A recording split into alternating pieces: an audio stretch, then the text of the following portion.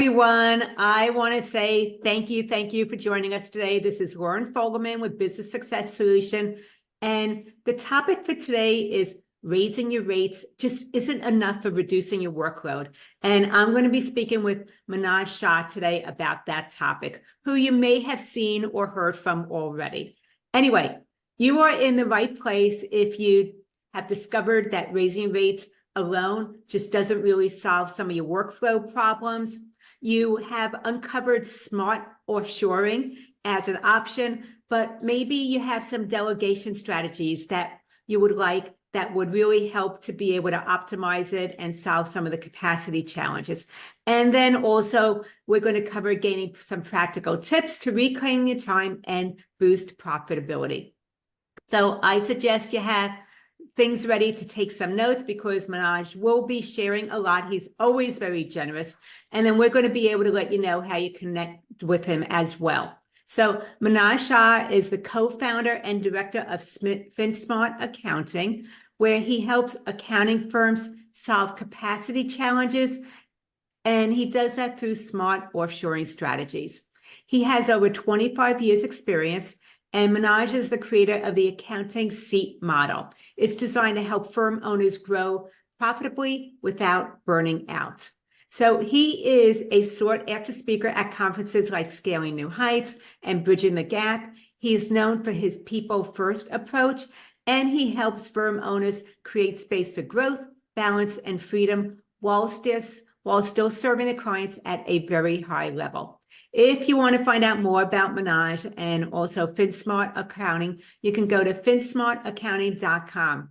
Anyway, Maanoj, I am looking forward to the conversation, so let's just dive in. And what I would love to hear first is about how you got into offshoring solutions for accounting firm owners.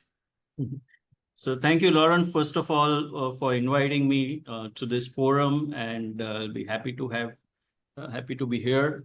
So, so I was running a CFO service, fractional CFO firm, and, I looked at that, people were struggling for the basic accounting, right, before they go to the fractional CFO. And so that's how I figured out that most of the scaling enterprises, their main production work is not set, right? And, so that's how we went into that. And then when we were looking to solve problem for the corporates, we happened to meet a couple of CPA firms and accounting firms, and they were struggling with the talent and the capacity, right? So we said it just doesn't matter whether we do accounting for CPA firms client or the direct clients, and then we started this. So I think post pandemic, I think there was a tremendous capacity challenge in US, and that's how we kind of took a conscious step that let's go out in US and help people. And so in this last 3 years, we have started working from zero to almost about 80 accounting firms in North America. And, so that's how, I ventured into it. And so it was a conscious step, but at the same time, I didn't know we'll grow so fast, so quick.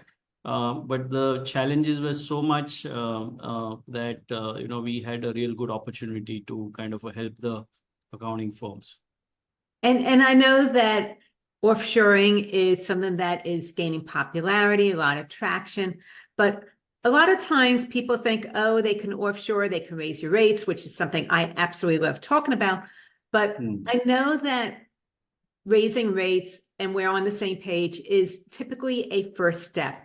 And you feel that it's not enough. So I want to hear your thoughts as to why, if they're going down that road of really growing their firm, and one of the things they do is raising their rates, why isn't that in and of itself enough from your opinion? See, it's raising prices is good, but it's just a tactical choice, right? But it changes your revenue per unit of time, but it doesn't change how you are going to use your time. Okay, so what is important in raising the rate is that you have raised a rate, but whether your way of doing things have changed or not, or you are still working hard to deliver the same value, right? So it's not really a value-based pricing, you know. So when you raise a rate, you need to also change the way you do things, okay?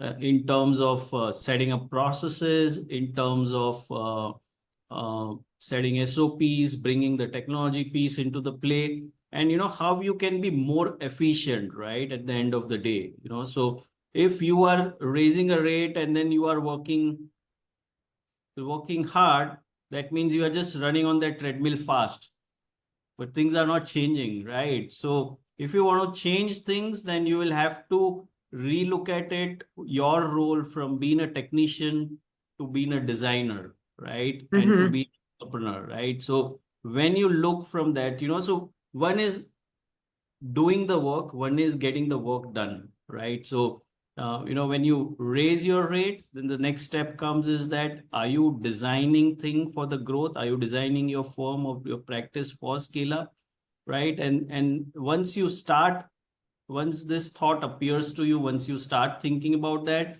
then you will do something to create a real practice where you set up processes, where you set up technology, where you set up offshore team, and you kind of start managing things rather than doing yourself, right? Mm-hmm. And one of the things I'm hearing then is going from working in the business and doing the day-to-day activities to really working on your business and shifting from being that technician to being more of business growth and development in order to scale. So Yeah. if someone is stuck in the day-to-day, some of the first steps that you're mentioning is setting up processes. You have to change your mindset about how you look at your role in the firm a little bit, start to get things out of your head and create those SAPs, and realize that if you're moving towards a value-based pricing, then the more that you increase efficiency actually allows you to scale, but also it increases your profit margin. So I love the fact that you're talking about these firm owners getting out of their own way in order for their business to grow. And one way is by getting all the processes out of the head and also looking at staffing solutions. So I think that touches on the fact that a lot of times firm owners, they still feel busy. Getting out of that day-to-day operation is difficult. And that so many firms that I've seen, they're very, very client-centered, where someone asks for something to happen, they come in with a request, the firm owner says yes, and then all of a sudden things start kind of creeping back onto their plate again, once again taken away from time and profit. So what are some suggestions you have when those little requests come up so they don't stay so busy? So I think if your value is tied to your time, your growth will have a ceiling, right? So idea would be that, you know, how you could get this work done from the people, right? So how you could be an orchestrator of doing business, right? And I think the first step, as you said, you know, comes that is when you move to a value-based pricing, is whether you have really kind of created a differentiate in the offering, right? Because most of the times what happens is that I have seen so many website of the accounting firms, okay? It just lists down what they can, right? Okay, I can do accounting, I can do bill pay, I can do, you know, payroll, I can do inventory reconciliations, I can present you MIS and stuff like that. But and when, you know, client comes signing up, he thinks that, okay, they can do everything, and you know, you start doing, right? But if you have not created really a packages, right? If you have not really created the box offering, then you are not setting up yourself for the growth, right? Because then customer doesn't know what he is buying, okay? And you don't know what you are selling, because when customer is buying, he would see all these things that you have listed, and he thinks that in this pricing, he is getting everything. Okay, would just start demanding things, right? But then you say that, oh, this financial reporting, if you want to add, then you'll have to pay more. But then they would say in your website, it was listed, right? So I think the first important step is whether you have created the value-based pricing, and you created the boxed offerings, or maybe you have created the kind of a packaged your products offerings well or not, right? That is the first step, right? And then when a client wants to migrate from one package to another one, right? Then you increase the price and say, hey, you can just sign up for this package, which comes the financial reporting, right? And when you sign up for that, and then if you are doing the work, then it becomes all the more sense, because then you know that your profitability is not getting impacted. But if you do not have this boxed packages and you start delivering everything to every client, then you don't know where you are, and you don't know what about your profitability. So you should start thinking scale, right? And when you want to start thinking scale, the first is that what are you selling, right? So if you are able to create a packages, it is very easy for you to tell the client that what it consists of in this pricing, what you can offer in this pricing, and you can move them up the value chain. Or they also know that as my business grows, I can just I have more services from the accounting firms which they could provide by paying extra. And I agree that packages is actually the first step to value pricing. So instead of them going to a website, they look at the services page, they see this long a la carte laundry list of all the different things that you do. And they think that they are paying you $300 a month and they're getting $1,000 a month worth of quality service is what happens between the client as well as the firm owner. So by this, and going away from the a la carte services over to packaging, you're actually creating scope containment. And that is a process now for being able to address when those out of scope requests come in order to protect you, but also have transparency with the client. So I think that what is going on here is looking at how you talk about your services. And the difference that you were mentioning is you're not talking about really what you do any longer. We're going to give you these reports. We're going to track these KPIs. We're going to reconcile. What you're talking about now is about the problems that you're solving and the benefits that come out of it. And so it's changing the conversation a little bit. Is that what you found as well? Yeah, because that's the first step, because when you think about growing, when you think about growth, right? So you will have to start looking things, packaging yourself. So what happens is that even it cuts down the cycle for selling, right? And if every time you will have to explain to the people, and your lot of time is going into the sales call, so that much less time you will have for the other things, right? So idea would be, so what I'm saying is that, okay, we come to the processes later, but even you should have a processes for the sales. And then backed by it is, how do you now engage your team, create the processes, SOPs to deliver on that, right? So it's a structure throughout. It's just not structure in the back end, but it starts from the front end. And it creates so much more efficiency. And I think that is going to go back into the offshoring part of this. So how, when a firm owner is ready to offshore, they've been doing the research, they see this as a solution. How does it maybe change the way that they think about time and value? I'll just give you one example. Okay. Yesterday we had a call with one client, and she told me that, okay, I'm selling something at $400. This is my package. Okay. And I have got now the startups, okay, which is ready to pay me $250, but I'm not going to take the client. So can you help me to deliver end-to-end services? Right. And I told her that, so why don't you create a startup package, which is at $250, right? And then you say that, okay, in this package, I'll do like once a quarter, quarterly bookkeeping. I'll send you the reports once in a quarter, and I'll meet you once in a year for any things that is there, right? And she said it's doable, right? So that's when they said, okay, if I have to kind of do this in $250, it's not possible for me to have a resource in US because it will cost them anywhere around Mhm. $40 to $50 for accounting, right?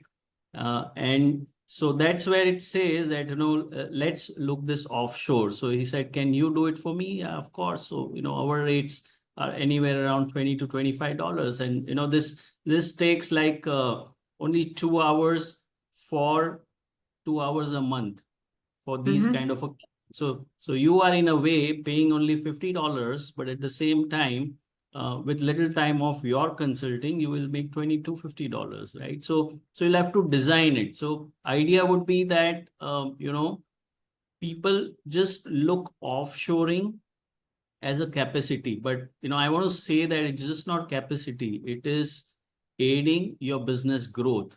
I mean, look at, you would never have taken this client thinking that I'll never be able to meet the cost. Mhm. With offshoring, suddenly a new category of client got created for you. This is a new opportunity got created for you. So offshoring is just not a capacity solution, it's a business enabler for you. And you need to start thinking in different ways. Mhm. And with that firm owner, I love the fact that you were able to help them actually create a new stream of revenue by Yeah. looking at things from maybe a different angle than they would normally have looked at it. Instead of it being a yes or no, a binary decision, it's now about how can we make that work as opposed to if we can make it work. So, Yeah. so it just changes the perspective a little bit. Yeah. And one of the things that you also were touching on is delegation. So many firm owners, they have control freaks. Nobody can do things as well as they can. And they want to be able to bring on some help, but they also feel that no one can do it as well as they can. So how is it possible to start effectively delegating when they are using Finsmart for offshoring solutions? So see, control is comforting until it becomes the cage, Mm-hmm. right? Yeah, well, most firm owners are the bottleneck in their own firm's growth and scalability. So, Yeah, so you have to go out of that comfort zone, right? So that's how it is. And so I see that people have a lot of apprehensions about offshoring, or how do I delegate? I don't know where it is going. I don't know who's there on the other side of the world. But let me tell you that they are the same humans, right? I mean, there's no difference. So because you have not met them, because now you have not seen them, because you have not really know the culture over there, it's very difficult to kind of depend and create a trust on that. Okay, but my experience is that once, I mean, we have been working with hundreds of accounting firms, and once they start uh, kind of delegating, okay, and once they start kind of integrating these global teams into them, right? So it is no different than working uh, the teams in US. It is exactly the same, right? And to your question, that the first time when you are delegating, okay, it's going to be always difficult, because imagine, the biggest jump I say is from being a doer to a manager. That's a biggest jump. Okay. Once you cross that, after from manager to become a CEO, VP, all is fine. Okay. But the biggest jump is that I am losing that control, which I was doing everything myself. And now I have to just chill, relax, and see that, okay, things are getting done. Okay. So delegating is the risk that you feel. Okay. But that risk can be protected through few things. Okay. The first thing comes is a process. So have you set up a process, okay, to delegate? So many of the times what happens is solopreneurs, or when you are working yourself, since you have everything in your head, you have actually not written down how you operate or how you would like to operate, right? And it's very, very important that the first thing is you create the the processes and the SOPs, like how you would like to get work done, right? So that is the first thing. The second important pillar is, are you training them? Okay. So once you have created the processes and SOP, then you need to kind of, train them, right?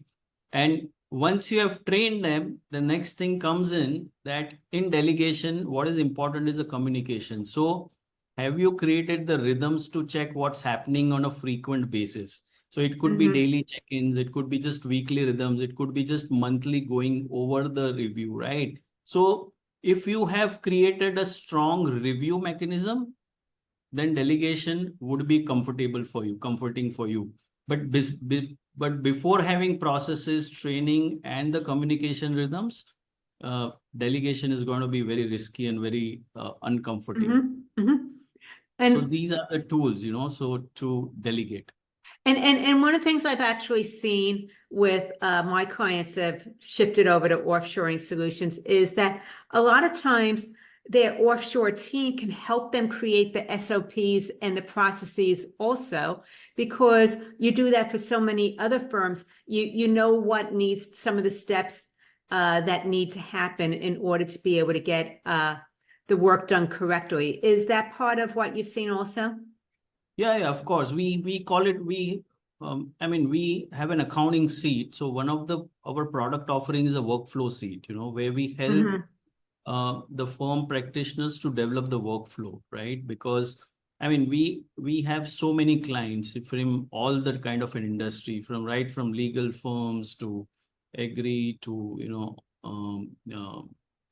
you name it, and we're working with all the contractors, the architects, the real estate, and everything, right? So we have an expertise in house. We are sitting on a library of templates, right? So for us, it is very easy that somebody says, hey, look, I'm working for non-profits, so we could just pull out a kind of a template and quickly customize for them and set it up a workflow in the practice management software. So we do two things here. We help them to create the standardized workflows for them. So what happens is, standardization is one of the platform for growth, right? So if you have a standardized structure process, you could scale up faster, right? So we help them to set up those workflows.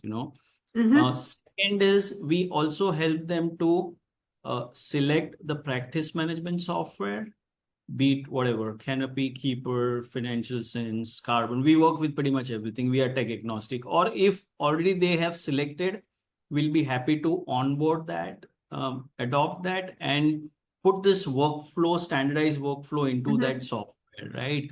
So like other day, in scaling new acts, I was just meeting one client and, we had done a workflow and setup of practice management. You know what she told me? Maanoj, I've been thinking this for last 2 years. And I couldn't do that. And we take only 4 to 8 weeks to do that. And you start running, right? So many of the times you feel this is like a very big exercise and it takes a lot of time. But once you have this, special help, you could just scale up faster, right? So you should look at these kind of services and avail that. And that's one of the things I wanted to say is, so many firm owners think that they need to first come out with their SOPs and write all their procedures themselves, but that's something you can assist them with. And then there's two other things I hear over and over again that hold firm owners back from offshoring, is that they are concerned about security. And then they think that all their clients will leave if they know that you're offshoring to India. So what are some of the ways that you help the firm owners navigate those concerns? Yeah, this is extremely, extremely good question, because, the moment you talk about offshoring, the very next question comes is data security, right? So, in fact, I'll tell you, most of the offshoring firms, who are grown to a particular size, say, for example, more than 100 people and all that, so they would have one of the finest security as compared to individual firm owners they would have, right? Because that's their bread and butter. They live on that, right? So just to tell you, couple of things that a firm owner, what they should do is, so security is a risk, okay? And they should not take this lightly, okay?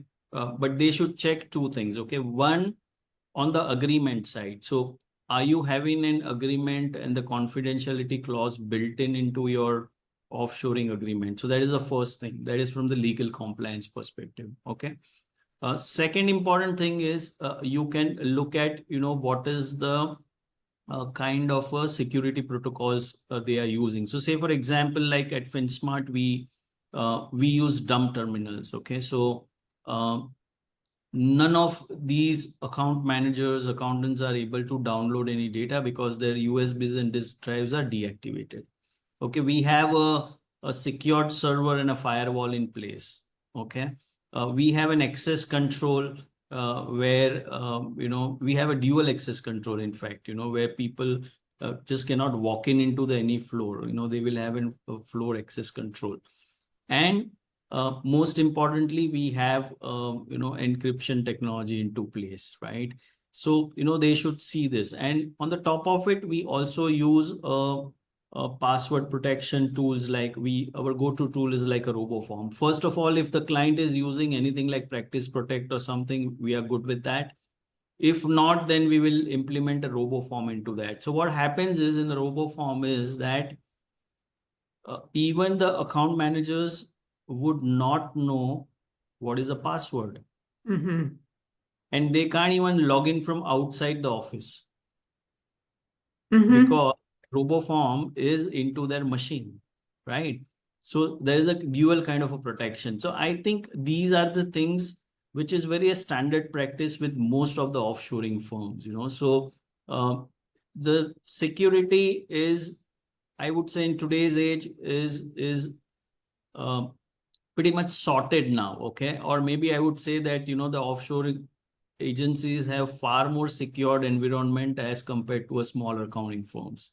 Mm-hmm. So, and today with the cloud server and if you are using like QuickBooks Online or maybe Xero, so already you are on a cloud platform, right? So it doesn't matter whether somebody is accessing your data from here or from India or from Philippines or wherever, right? Because the security protocols are just the same.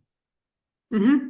And I think that, well, when I'm talking with the firm owners about this concern, I'm actually letting them know that offshoring agencies have better security than when they're hiring someone onshore that's working from home.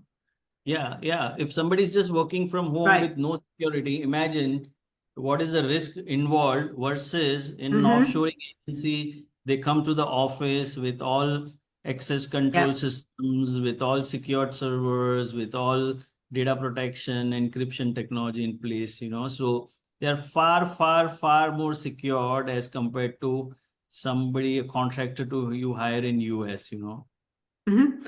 And so we are talking a lot about accounting and want to just switch. What about taxes? Now, is Finsmart able to help tax preparers as well with their tax season overload? Yeah. So in fact, we have a US tax. We have 3 tiers of tax. Okay. So if you want a tax preparer, like, who can just prepare the returns and, give it to you. So these are like, bachelors in accounting with at least 2 to 3 seasons of tax experience. Then we have a tax senior. If you want somebody who can just complete the return and then go for a partner review straight. These are the people who are like 5 to 6 years of experience. They've seen 5, 6 seasons of tax. So they are like pretty much, competent. And if you want still a further, we have a tax manager. So who could be an EA or CPA as well. And, so they are as competent that make sure that the returns are ready where the partners could just go and file. So these are the things. And also what happens is that people do not realize that most of the times when I see that people get burdened out in the tax season, right? I mean, there are so many offshoring, like we provide a tax resource for a seasonal spikes, right? So you can hire a seasonal tax resource, So why get bothered, when you are able to get the seasonal tax help? So why get your own people into stress and pulling them into the, burning midnight oil during the tax season, and they get so stressed out, their health goes south and stuff like that. So you could actually avoid it if you are able to plan these things, and there are a lot of agencies, like we offer seasonal tax resource, people should go for that. Okay, so I just want to clarify. It's not just about accounting and bookkeeping and everything like that. You can also do the taxes as well, and that you have seasonal help or packages that you offer so that when it's the busy season, they can go ahead and add on some additional staff through Finsmart or another offshore agency. And then when it's not so busy, they can go ahead back to their regular staffing needs. Is that correct? Yes, they can hire just for the tax season. So we provide like 90 days to 120 days resort. So they just could work from like December to April. And just a quick maybe story of one of your clients that does tax prep work. How has it made a difference for them in their firm because they were able to use your solution during tax season? Yeah. So what happens is that, during the tax season, there's a lot of burden, so there's a lot of, because everybody rushes during that, right? And it is very difficult for them to kind of manage it. And many a times, if some tax preparer that you have hired goes on a sick leave or medical leave, or he has to exit for some reason, so you get so much stressed out. So I would always I would always advise our firm owners that you should have a healthy mix of a tax preparer in India or wherever with US. So it's like a blended staff. So what happens is that even somebody goes off, you can just have the temp resources here created. And if you already have the relationships going, that means, the team is already trained. So it's a faster onboarding for you, because in the tax season, you can't say I'll be offshoring for the first time and I'll start in the tax season. No, it doesn't work that. You have to start working ahead of the time, and then you increase the staff during the tax season. So the relationship needs to continue, so that what happens is that your way of working, your way of processing, the offshoring agency staff is already trained, and then you can add more resources during the tax season. That becomes a viable solution as compared to venturing it out into the offshoring during the tax season, where you are already burdened with so much work. And then if someone is thinking about doing this, especially for tax season, when is a good time that they ought to start looking into this and start putting things in place so that it's all ready to go when tax season starts? Yeah. So I think they should look at least 60 days before, so somewhere around October is a good time, right? They could just sign up for, tax resources and, start gearing up for the season. And then, once you are in a season, then you don't have a time to train or, stuff like that. Your staff is trained, your processes are streamlined. So you start getting production straight, rather than, spending time on training. Perfect. So if someone is interested in moving forward, what would be maybe a first step for going in this direction and starting the process? I think, see, what happens is that a couple of things, so what you are asking is selection of an offshoring partner, right? Yeah. So, few things what you should do is that, in my opinion, that, you should check in your network who's using what kind of an offshoring agency. So I think references is the number one thing that you should look at. Okay. Second is you can go to their website and see, what is the kind of a services they are offering, and then have a meeting with them, right? and understand, what is the size of the organization. So if you are working with an offshore agency who has got like 100, 200 people, then you are sure that, they would have the right practices, processes, and, technology in place to, help you during the tax season, right? And the third important thing, what you should do is always ask uh, for their client testimonials, or maybe ask that, whether you can speak to their client. So, get the references, speak to their client, say that, how they have gained out of this agency. So I think these three things are extremely important when you are, wanting to select any offshore agency.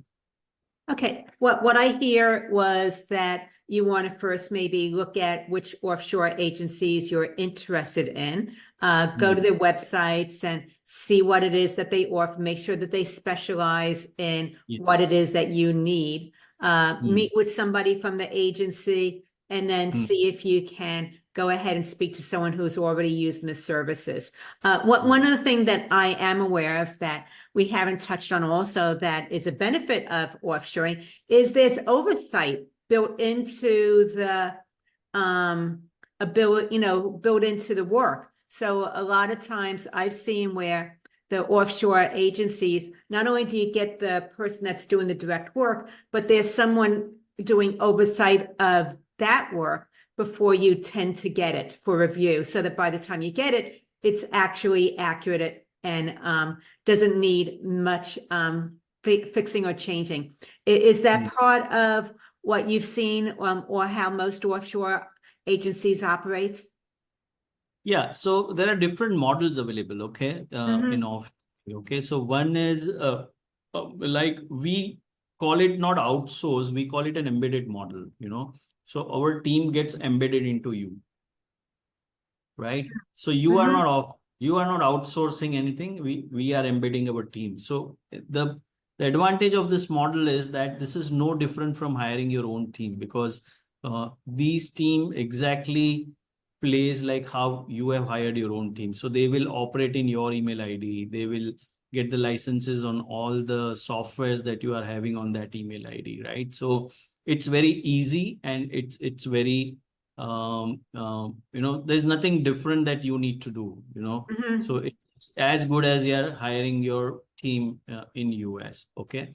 The other model is an outsource model where you just say, hey, look, these are my 40 returns, and you prepare all these 40 returns and give it to me. So many of our people also work per return basis. Okay. So, where they will charge you for the number of returns they have prepared, right?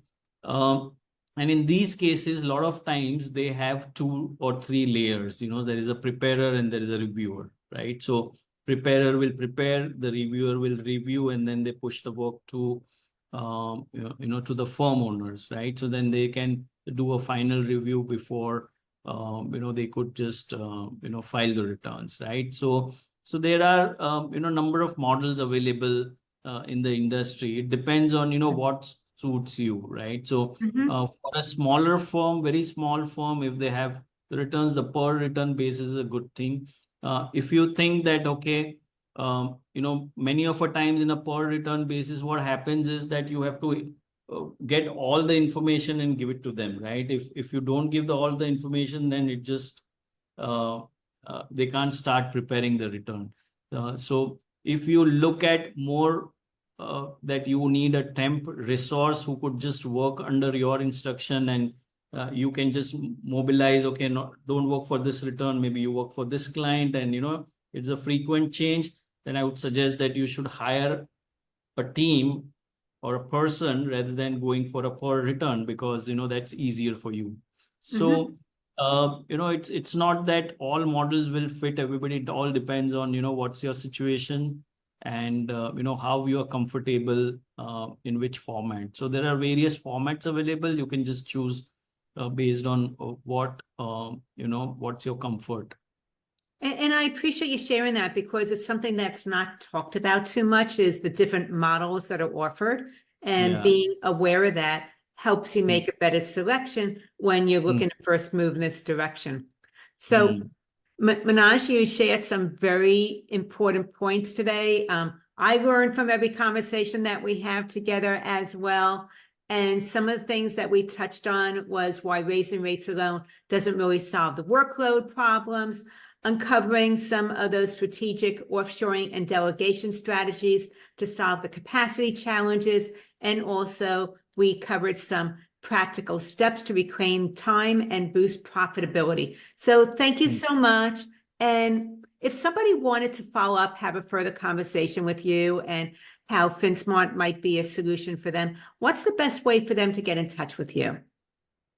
Yeah, so they can go to the finsmart.com, and we have a they can just set up a calendar. We have a meeting calendar over there. They could just there's a free consultation. So if you just click on the free consultation, there'll be a calendar opening and they can just book the slot and we'll be happy to help. And for anybody listening, if this has been on your mind, this is something that you are ready to get done, take care of, and you know that it's going to make a difference, I suggest that you go ahead and go to finsmart.com and check it out. Finsmartaccounting.com. Sorry, can you say it again? I was talking over you. It's finsmartaccounting.com. Finsmartaccounting.com.